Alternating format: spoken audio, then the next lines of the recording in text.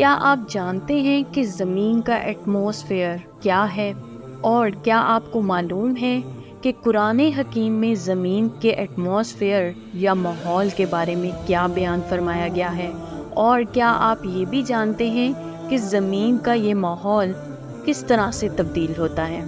جدید سائنس نے 1400 سال قبل قرآن مجید میں مذکور فضا، ماحول یا ایٹماسفیئر کے بارے میں حقائق موجودہ دور میں جدید آلات کے ذریعے دریافت کیے ہیں۔ اس آسمان کی قسم جو واپس پلٹتا ہے، جس نے تمہارے لیے زمین کو بچھونا بچھایا اور آسمان کو چھت بنایا۔ پہلی آیت میں اللہ تعالیٰ آسمان کی قسم کھاتا ہے اور واپسی کے اس کے یعنی آسمان کے فعل کی وضاحت کے بغیر وہ کیا چیز واپس لوٹاتا ہے خصوصیت بیان فرماتا ہے۔ اسلامی نظریے میں الہی حلف و خل سے خصوصی تعلق کی اہمیت کی علامت ہے اور اس کی عظمت اور اعلیٰ حقیقت کو ایک خاص انداز میں ظاہر کرتا ہے۔ دوسری آیت میں رب تعالیٰ کے اس کام کی وضاحت کی گئی ہے جس نے آسمان کو زمین کے باشندوں کے لیے ایک چھت بنا دیا ہے۔ آئیے ہم دیکھتے ہیں کہ جدید ماحولیاتی ایٹماسفیرک سائنس ماحولیاتی آسمان کے کردار اور افعال کے بارے میں کیا کہتی ہے۔ ایٹماسفیئر ایک ایسا لفظ ہے جو زمین کے چاروں طرف سے زمین کی سطح سے لے کر اس کنارے تک کے تمام ہوا کو ظاہر کرتا ہے جس سے خلا شروع ہوتا ہے۔ ماحول متعدد پرتوں پر مشتمل ہوتا ہے، پر ایک پرت کی وضاحت مختلف افعال کے مطابق ہوتی ہے جو اس تہ کے اندر وقوع پذیر ہوتے ہیں۔ تھرموسفیئر میں درجہ حرارت شمسی سرگرمی کے لیے انتہائی حساس ہوتا ہے اور 500 ڈگری سینٹی گریڈ سے 1500 سینٹی گریڈ تک مختلف ہو سکتا ہے۔ آسمان میں موجود بادلوں میں سے بارش زمین کی طرف پلٹ جاتی ہے۔ انسائکلوپیڈیا بریٹانیکا ہائیڈرولوجیکل سائیکل چکر کی وضاحت کرتے ہوئے لکھتا ہے، پانی آبی یعنی سمندر وغیرہ اور زمینی علاقوں سے تبخیری عمل سے ماحول میں اٹھتا ہے کیونکہ یہ سورج کی توانائی سے گرم ہوتا ہے۔ عمل تبخیر اور بارش کی شرح شمسی توانائی پر منحصر ہوتی ہے۔ بخارات تبخیری عمل سے بڑھتے ہیں اور پھر یہ آبی بخارات ہوا کے ذریعے خشکی کی طرف منتقل ہوتے ہیں جہاں وہ بارش کے ذریعے زمین پر لوٹتے ہیں۔ نہ صرف یہ کہ ماحول پر اس چیز یعنی پانی کو سطح کی طرف واپس کرتا ہے جو سطح سے ماحول میں اٹھتی ہے، بلکہ خلا میں بھی ان چیزوں کو واپس منعکس کرتا ہے جس سے زمین کی زندگی کو برقرار رکھنے والے نباتات اور حیوانات کو نقصان پہنچتا ہے، جیسے کہ ضرورت سے زیادہ تیز حرارت، الفا پارٹیکلز اور ریڈیائی شعاعیں وغیرہ۔ اور ماحول کی یہ خصوصیت بالکل قرآن حکیم کے اوپر بیان کردہ آئے اس آسمان کی قسم جو واپس پلٹتا ہے کے ساتھ بالکل مطابقت رکھتی ہے، اور یہ خصوصیت جس کو اللہ تعالیٰ نے آج سے 1400 سال قبل قرآن حکیم میں بیان فرمایا صرف اور صرف آج کے موجودہ جدید دور میں جدید آلات کے ذریعے ہی معلوم کی جا سکتی ہے، جو کہ قرآن کی صداقت پر مہر ثبت کرتی ہے۔ پینسلوانیا اسٹیٹ پبلک براڈ کاسٹنگ ہمیں بتاتی ہے، سورج کی روشنی جو ہم دیکھ سکتے ہیں وہ طول موجوں کے ایک گروہ مرئی روشنی کی نمائندگی کرتی ہے۔ سورج سے خارج ہونے والی دوسری طول موجوں میں ایکس رے اور الٹرا وائلٹ تابکاری شامل ہیں۔ ایکس رے اور کچھ الٹرا وائلٹ لائٹ لہریں زمین کے ماحول میں جب جذب ہوتی ہیں تو وہ وہاں گیس کی پتلی پرت کو بہت زیادہ درجہ حرارت تک گرم کرتے ہیں۔ الٹرا وائلٹ لائٹ لہریں ایسی کرنیں ہیں جو سن برن، سورج کی روشنی سے جلد کا جل جانے کا سبب بن سکتی ہیں۔ زیادہ تر الٹرا وائلٹ لائٹ لہریں گیس کی ایک گہری تہہ جو اوزون لیئر کہلاتی ہے کے ذریعے واپس خلا میں منعکس ہوتی ہیں یا جذب ہوتی ہیں۔ یہ ماحول میں سیارے کے چاروں طرف حفاظتی ڈھال کا کام کرتی ہے اور دیو ہیکل تھرمل کمبل کی طرح درجہ حرارت کو بہت زیادہ گرم یا سرد ہونے سے بچاتی ہے۔ یہ ماحول میں ہمیں میٹرائٹس، پتھروں اور دھول کے ٹکڑوں کے ذریعے زمین پر مسلسل ٹکراؤ سے ہونے والے نقصان سے بھی بچاتی ہے جو نظام شمسی میں تیز رفتار سے سفر کرتے ہیں۔ ٹوٹتے ہوئے ستارے جو ہم رات کو دیکھتے ہیں وہ بالکل بھی ستارے نہیں ہوتے ہیں بلکہ وہ میٹرائٹس خلائی پتھر ہوتے ہیں۔ جب وہ زمین کے فضا ماحول میں داخل ہوتے ہیں تو ماحول میں موجود گیسوں کے تہوں کی وجہ سے ان میں رگڑ پیدا ہوتی ہے جس سے وہ شدید درجہ حرارت پر جلنے لگتے ہیں اور پھر زمین پر ٹکرانے سے پہلے ہی راکھ ہو جاتے ہیں۔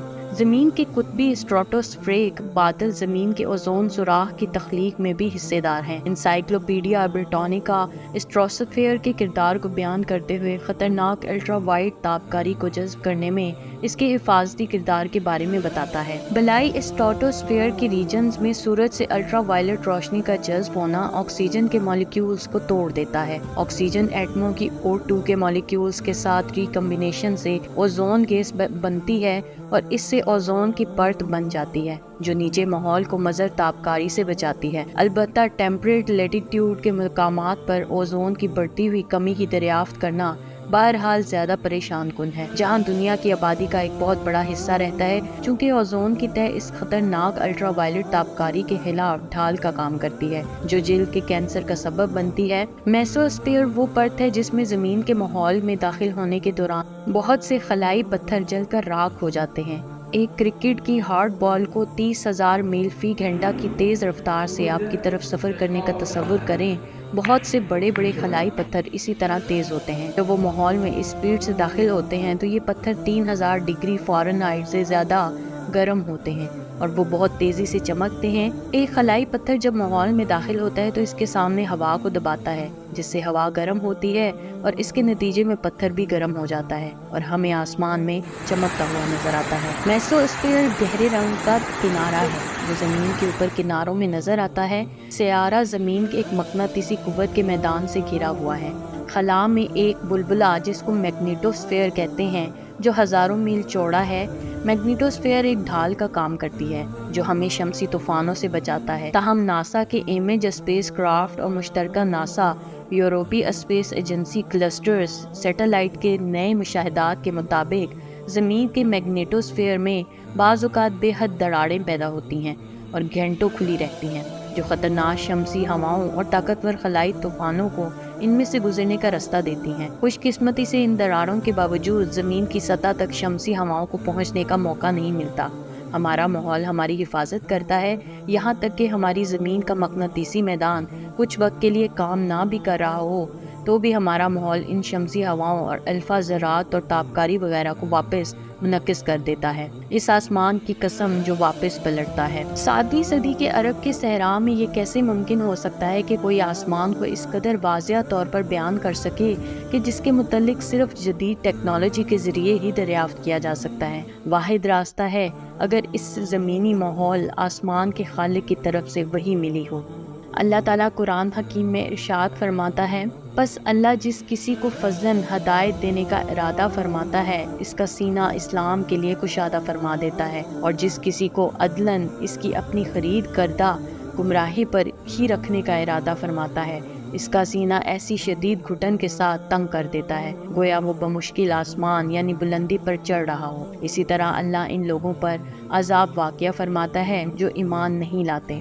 یہ آیت قرآن مجید کے سائنسی معجزات کی ایک مثالوں میں سے ایک ہے، اور یہ بھی نبی اکرم صلی اللہ علیہ وآلہ وسلم کے اللہ کے نبی اور رسول ہونے اور قرآن حکیم کے سچے ہونے کا واضح ثبوت فراہم کرتی ہے۔ موجودہ دور میں medical science of aviation and space یہ ثابت کر چکی ہے کہ زمین کی سطح سے زیادہ اونچائی انسانی جسم میں جسمانی تبدیلیاں لانے کا سبب بنتی ہے۔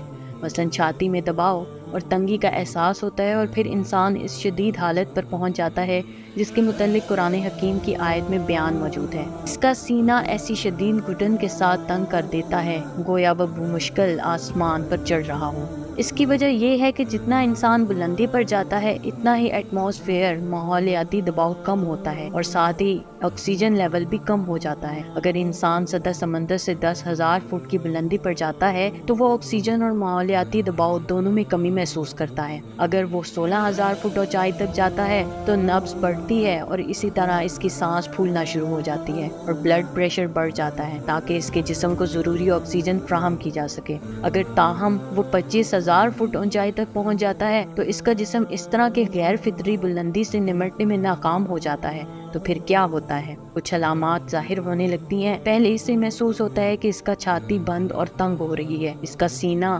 شدید گھٹن کے ساتھ تنگ کر دیتا ہے گویا وہ بمشکل آسمان یعنی بلندی پر چڑھ رہا ہو۔ لیکن اگر انسان 25,000 فٹ سے زیادہ اونچائی پر چلا جائے تو وہ ہوش کھو دیتا ہے اور بے ہوش ہو جاتا ہے۔ اسی وجہ سے جو طیارے 40,000 فٹ سے زیادہ اونچائی پر اڑتے ہیں انہیں اس بلندی پر زمین کی سطح کے 8 گنا زیادہ ہوا اور پریشر فراہم کی جاتی ہے۔ تاکہ ان میں دباؤ کو زمین کی سطح کے برابر کیا جا سکے، ورنہ مسافر بے ہوش ہو جائیں گے۔ لہٰذا مذکورہ والی قرآنی آیت کی معجزاتی نوعیت اور محمد صلی اللہ علیہ وسلم کے اللہ کے آخری نبی اور آخری رسول ہونے کی واضح ثبوت فراہم کرتی ہے۔ مذکورہ بالا آکسیجن میں کمی کی صورت میں علامات کے بارے میں حقائق ہیں، لیکن ماحولیاتی دباؤ میں کمی کی صورت میں علامات کی نوعیت کیا ہوگی؟ سائنسدانوں کا کہنا ہے کہ ماحولیاتی دباؤ کے کم ہونے سے جسم میں موجودہ تمام گیسیں پھیل جاتی ہیں اور جسمانی اعضاء جیسے پھیپھڑوں، بڑی آنت اور کان کے درمیانی حصوں کو پھاڑ ڈالتی ہیں۔ در حقیقت ماحولیاتی دباؤ میں کمی کے انسان جسم پر شدید طور پر ناقابل برداشت اثرات پڑتے ہیں، خاص طور پر پیٹ میں درد، بڑی آنت میں درد، کان میں درد اور پھیپھڑوں اور جوڑوں میں درد۔ ایسے تمام ناقابل برداشت درد اور تکلیف ماحول کے دباؤ میں کمی کی وجہ سے ہوتے ہیں۔ جب آپ ہوائی جہاز میں اڑان بھرتے ہیں تو آپ کو ایسی چیزیں محسوس نہیں ہوتی جیسا کہ اوپر بتایا گیا ہے، کیونکہ خصوصی آلے طیارے کے اندر ہوا کے دباؤ کو خاص سطح تک برابر رکھتے ہیں، جہاں تک جہاز کے اندرونی دباؤ کو زمین کی سطح پر موجود دباؤ کے برابر کیا جا سکے۔ اگر اس طرح کے آلات اچانک ٹوٹ پڑیں، ہوائی جہاز کو فوری طور پر لینڈنگ کرنی پڑے گی، صورت دیگر جہاز میں سوار تمام مسافر ہلاک ہو جائیں گے۔ سورۃ الانعام کی 125ویں آیت میں اللہ تعالیٰ کے کلام کے الفاظ کا یہی معنی ہے جو آپ حضرات کے سامنے رکھا جا چکا ہے۔ اس طرح کی مزید معلوماتی ویڈیو دیکھنے کے لیے دیکھتے رہیے ہمارا چینل معلومات۔ میرے چینل کو لائک، سبسکرائب اور شیئر ضرور کیجیے اور ساتھ ہی ساتھ بیل آئیکن کو بھی دبا دیجیے۔ شکریہ، اللہ حافظ۔